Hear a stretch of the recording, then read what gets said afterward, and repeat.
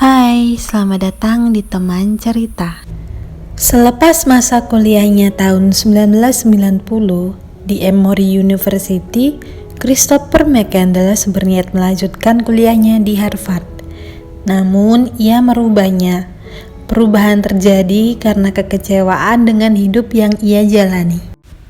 Ia merasa kecewa dengan orang tuanya yang selalu tak akur, dan memutuskan untuk pergi berpetualang, mencari kebebasan dan mencoba menyatu dengan alam.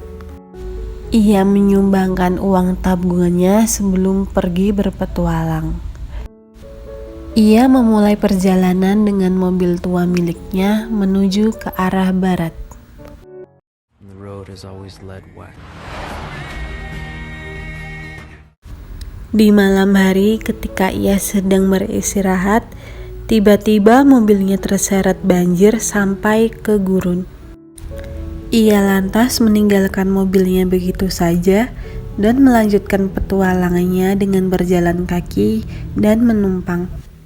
Chris bahkan tak memberitahu keluarganya tentang kepergiannya. Sampai suatu hari ketika keluarganya berkunjung, mendapati apartemennya telah disewakan sejak 2 bulan lalu. Di awal petualangannya menuju Alaska, Chris merubah namanya menjadi Alexander Supertramp. Dalam petualangannya, Chris bertemu banyak orang dan melihat banyak karakter yang berbeda. Ia bertemu dengan Jane dan Rainey yang juga seorang petualang. Mereka adalah sepasang hippie yang mengembara ke banyak tempat dengan berkendara. Saat Jane bertemu dengan Chris, ia teringat kembali masa lalu tentang anaknya yang seumuran dengan Chris, yang sama-sama mengembara entah kemana. Jane ditinggalkan suaminya dan akhirnya bertemu Rainey dan merasa nyaman bersamanya. Setelah beberapa saat tinggal bersama mereka, Chris kembali melanjutkan perjalanannya dan pergi tanpa sepengetahuan mereka.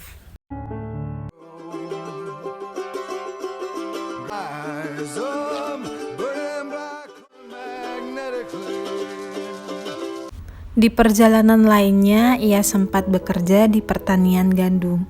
Di sini ia bertemu dengan Wayne dan kawan-kawan lainnya.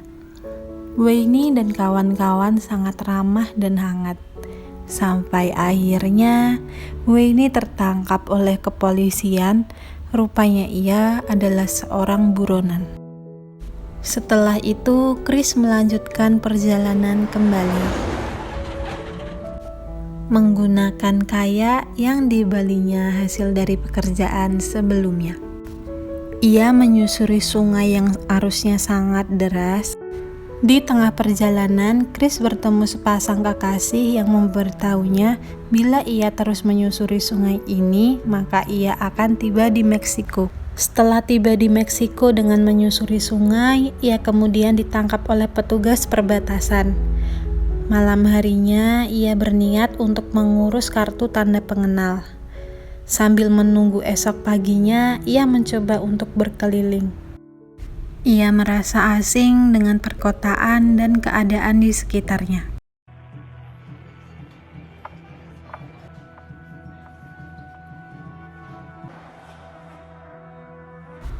Chris memutuskan untuk pergi dari sana dan melanjutkan perjalanan dengan menumpang kereta.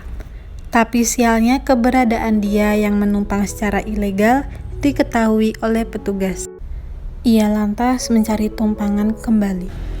Dan di tengah perjalanan ia kembali bertemu dengan Jane dan Rainey. Ia tinggal sementara waktu bersama mereka. Di sana Chris juga bertemu sekelompok orang yang sama, termasuk Tracy, anak dari teman Jane dan Rainey. Chris dan Rainey kemudian menjadi cukup dekat. Tapi Chris tidak bisa tinggal berlama-lama di sana. Ia harus melanjutkan petualangan kembali. Dan di tengah perjalanan, ia bertemu seorang kakek bernama Ron French.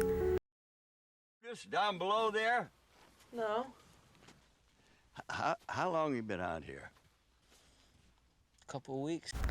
Ron adalah seorang veteran tentara yang keluarganya dibunuh oleh penjahat. Lama-kelamaan mereka kemudian menjadi akrab. Tapi Chris juga tidak bisa berlama-lama di sana. Di tengah perpisahan antara mereka, Ron menawari Chris untuk menjadi cucunya. Tapi Chris belum bisa menjawabnya. Ia berjanji untuk membicarakannya setelah ia pulang dari Alaska.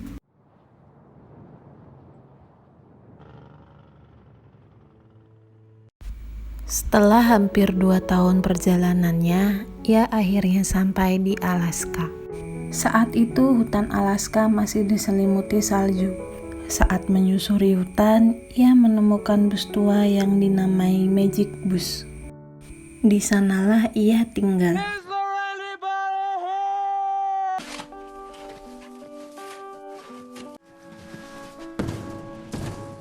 Listen, old man, don't psychoanalyze me, alright? Di minggu ketiga, persediaan beras yang ia punya semakin menipis. Strong. Me and you. Untuk memenuhi kebutuhannya sehari-hari, ia berburu hewan. Musim semi pun tiba. Chris benar-benar bahagia bisa menyatu dengan alam. Dia menikmati berbagai kegiatannya di alam.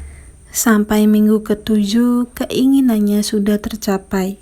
Ia tidak membutuhkan uang, jabatan, gelar, kartu kredit, dan lain-lain.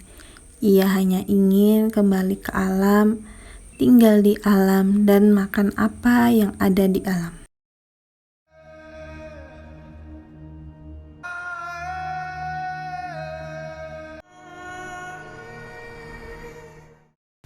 Tapi di sini Chris lupa bahwa ketersediaan alam terhadap makanan sangat terbatas.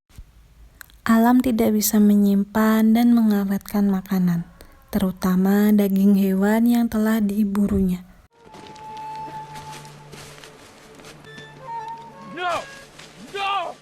Hari-hari berlalu, ia seakan tersadar setelah membaca buku bahwa kebahagiaan juga bisa didapat dari orang lain. Ia memutuskan untuk pulang. Sayangnya, jalan yang dilalui harus terputus oleh sungai yang arusnya sangat deras.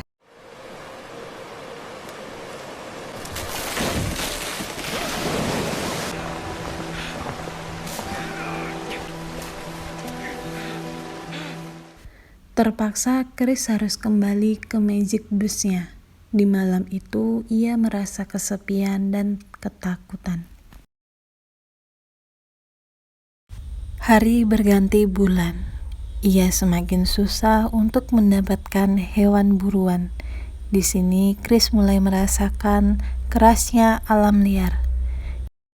Ia akhirnya harus memakan tanaman yang tersisa dengan berbekal buku tentang tanaman yang dibawanya. Ia memulai makan tumbuh-tumbuhan di sekitarnya.